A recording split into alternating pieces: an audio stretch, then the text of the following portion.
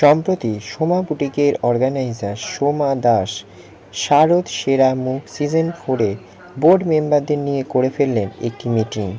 এই মিটিংয়ের মাধ্যমে তারা ডিসাইড করলেন কিভাবে এই প্রোগ্রামটিকে নতুনভাবে নতুন আঙ্গিকে সাজানো যায় এবং এবারের প্রোগ্রাম অন্যবারের যে শারদ সেরা মুখ হয়েছে তার থেকে কতটা আলাদা সেই ব্যাপারেও তারা ডিসকাস করলেন এবং নতুনত্ব কী করা যায় তার জন্য চুলচেরা বিশ্লেষণ করলেন আগেরবারে কী কী ছিল আর এবারে নতুন কী কী হতে চলেছে।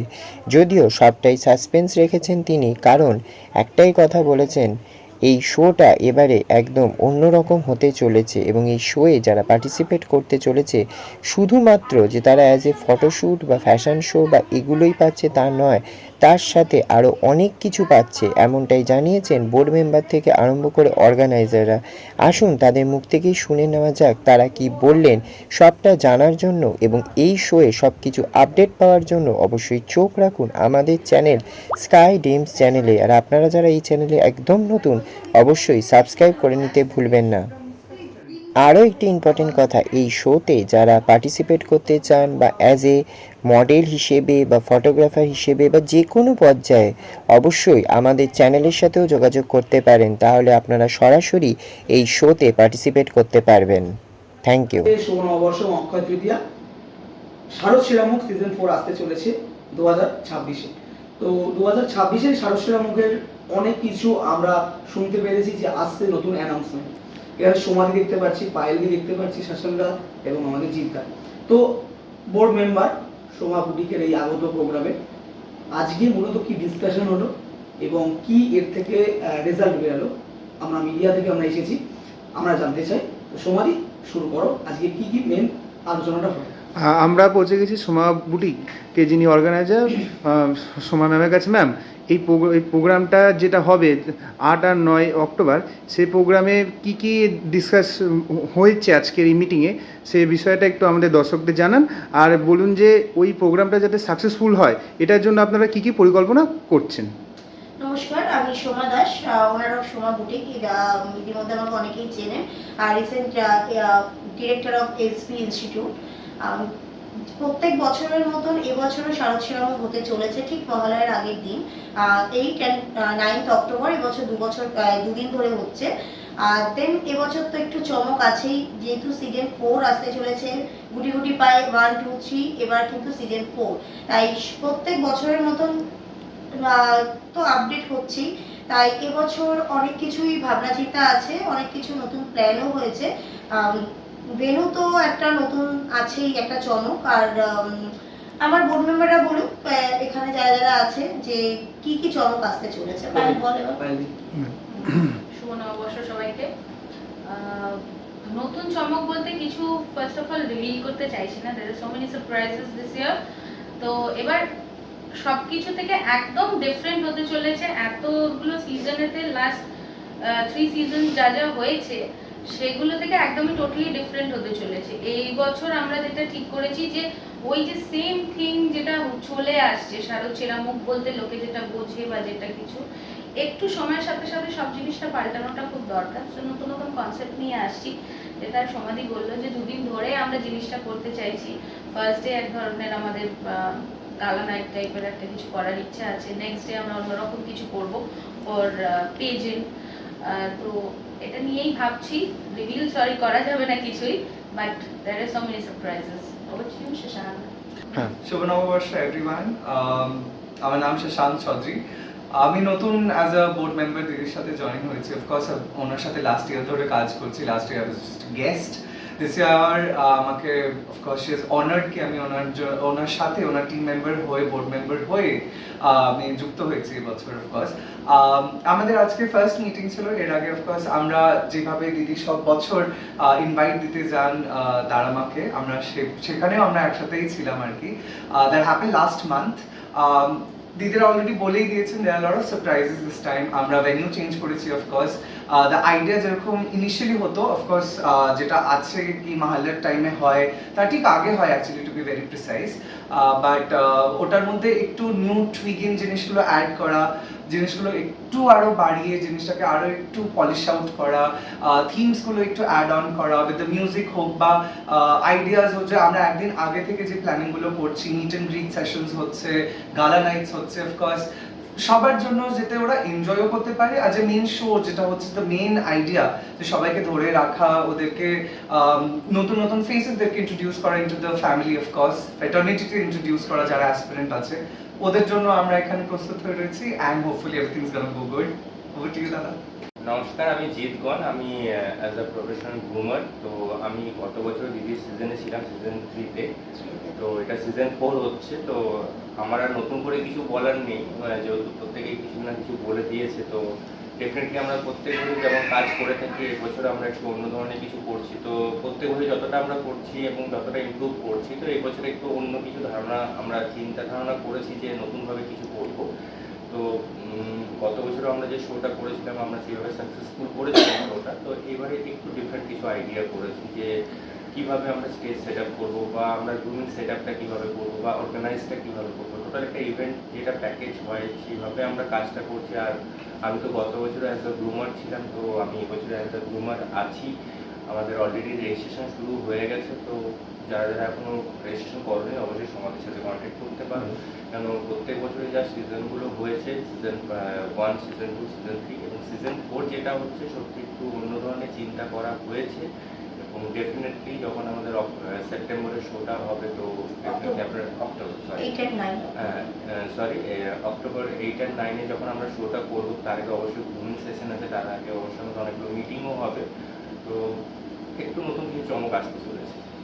প্রথমত প্রথম আমি সিজন 1 যখন করেছিলাম, তখন স্বাভাবিক মতে সোমা বুটিক মানুষটাকে বা প্রোডাকশনটাকে কেউ চিনতো না। সেখান থেকে দাঁড়িয়ে সবাই ছোট থেকে শুরু করে। ছোট অবশ্যই ভিক্ট্রেস আমার অনেক প্রচুর হেল্প করেছে। সিজন 1 করেছি, আর যে সময়টা দাঁড়িয়ে আমাকে কেউ চিনতো না, জানতো না। একটা শো করতে গেলে একটা ছোট জায়গা থেকে শুরু করতে হয়। সেখান থেকে দাঁড়িয়ে আমি ভিক্ট্রেসের সিজন 1 করেছি, অবভিয়াসলি সাকসেস পেয়েছি। দেন সিজন 2 করেছি, আমি এখানেই করেছি, কারণ ফিনান্সিয়াল ব্যাপারটা একটু থাকে, যার জন্য আমি মানে ইচ্ছা থাকলেও অনেক সময় পেরে ওঠা যায় না সেই জায়গাটার থেকে দাঁড়িয়ে। কিন্তু এখন কিছুটা আপডেট করতে হবে, কিছুটা গ্রো হয়েছে সিজন 1, 2, 3 পর কিছুটা আপডেট করতে হবে। সবাই একটু ভালো বেটার কিছু চাইছে। একই জায়গায় সবাই দেখে দেখে একঘেয়ে হয়ে গেছে, সেখান থেকেও একটু নতুন আপডেট কিছু করতে হবে। তার জন্য এবার চিন্তা ভাবনাটা একটু আলাদাভাবে নিয়েছি। যেটা আমার তোমার যেটা কোশ্চেন আসতে যায়, যেটা হচ্ছে অ্যাজ আ প্রফেশনাল গ্রুমার হিসাবে তোমার কাজ তো তুমি করছোই এর সঙ্গে, সোমা বুটিকের সঙ্গে। তো 4th ইয়ারে তুমি মানে ইয়ার 1 ইয়ার থেকেই শুরু থেকেই আছো। তো এই বছরে যেহেতু অন্যরকম একটু হতে চলেছে, তো যে সমস্ত তোমার পার্টিসিপেন্টসরা আসবে, সেক্ষেত্রে তোমার চিন্তা ভাবনা এখন কি ভেবে রেখেছো মোটামুটি এই শোয়ের জন্য? তুমি কীভাবে নিজে প্রিপেয়ার করতে চলেছো তোমার যারা পার্টিসিপেন্ট আসবে তাদের জন্য? প্রথমত বলি যে সিজন 1 থেকে আমি সমাধির সাথে ছিলাম না। তো আমি সিজন 2-তে আমি দেখেছি সমাধির শোটা একসময়। তো আমার কাছে আপডেটটা এসেছিল। তো আপডেটটা হওয়ার পর আমি খুব ভালো লেগেছিল শোটা, যে হ্যাঁ একটা খুব একটু ইউনিক টাইপ কিছু একটা শো লাগলো। তারপর আমি সমাধির সাথে কন্ট্যাক্ট করি যে আমি সিজন 3-তে অ্যাজ আ গ্রুমার থাকবো। তো সিজন 3-তে আমি অ্যাজ আ গ্রুমার ছিলাম এবং ভিক্টেজেই আমাদের হয়েছিল। তো হওয়ার পর সেই রকম একটা কনসেপ্ট আমি রেডি করেছিলাম, কিন্তু যেহেতু এবার আমাদের প্লেসটা চেঞ্জ হয়েছে, ভেন্যুটাও চেঞ্জ হয়েছে। তো সেক্ষেত্রে আমি ডেফিনেটলি একটু কনসেপ্টে যখন আমরা বড় করে ভাবছি, তো আমি ভেবেছি যে অন্য কিছু ধরনের করবো, বা এমন কিছু গ্রুমিং হলো বা কোরিওগ্রাফ হলো যেটা ভিক্টেজের থেকে বেটার হয়তো আমরা করবো। কারণ আমরা ডে বাই ডে বেটার আমরা চিন্তা করি, তো ডে বাই ডে বেটার আমি কিছু করার চেষ্টা করবো। তো এখন আমি সেটা রিভিল করছি না যে আমি কীভাবে কী জিনিসটা করবো। হ্যাঁ, ডেফিনেটলি স্টেজ ম্যানেজমেন্ট থেকে শুরু করে যতটা পারবো আমি ম্যানেজমেন্ট করার চেষ্টা করবো। হচ্ছে কি আপডেট করা হবে and বা হতে চলেছে। I think one of the biggest update is I have joined the team.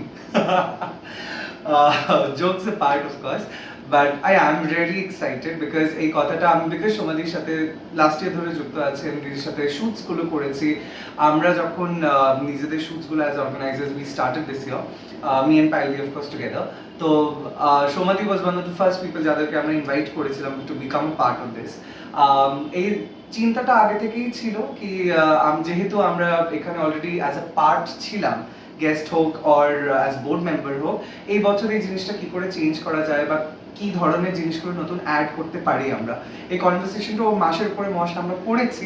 There are certain ideas যেটা এখনো আমরা ডিসকাশন করছি কি অফকোর্স একটা জিনিস যেটা কনস্ট্যান্টলি ইজ আ সেইং ডান কি আমরা ভেনিউ চেঞ্জ করেছি। ভেনিউটা খুব তাড়াতাড়ি I am sure the flies will be out কি আমরা কোথায় করছি না করছি। তো ওই জিনিসটা যেটা আমরা কনস্ট্যান্টলি স্ট্রেস অন করছি কি জিনিসটা আমরা একটু পলিশ করে বড় করার চেষ্টা করছি। As soon as that is reveal কি আমরা কোথায় করছি এই জিনিসটা সবাই এখানে বুঝতে পেরে যাবে কি আমরা এই যে এতদিন ধরে ভিক্টরসে চলছিল। Of course that's been successful 3 years.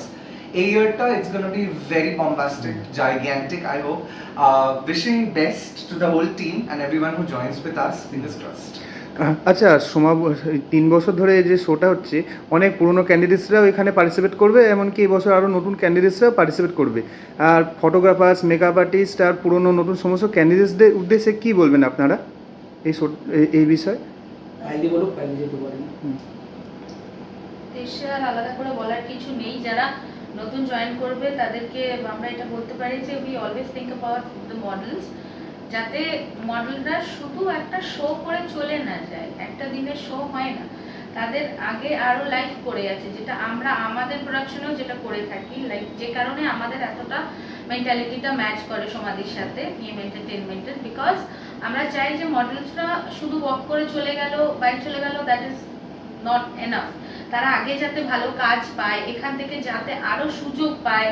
আমরা এখানে সেরকম ব্লগিং সেশনসও যাতে আমরা রেখেছিলাম আমাদের শুটেতে, সেটা আমরা চেষ্টা করব যে শোতেও রাখার, যাতে আমরা আরো ভালো ভালো গেস্টদের ডাকলে আমাদের মডেলসরা সেখানে তাদের সাথে কন্ট্যাক্ট করতে পারে, তাদের আগামী দিনে আরো তারা ভালো ভালো কাজ করতে পারে। বিভিন্ন অর্গানাইজার্সদের আমরা ডাকতে চাই, ফটোগ্রাফার্সদেরও সেম ফর এভরিওয়ান।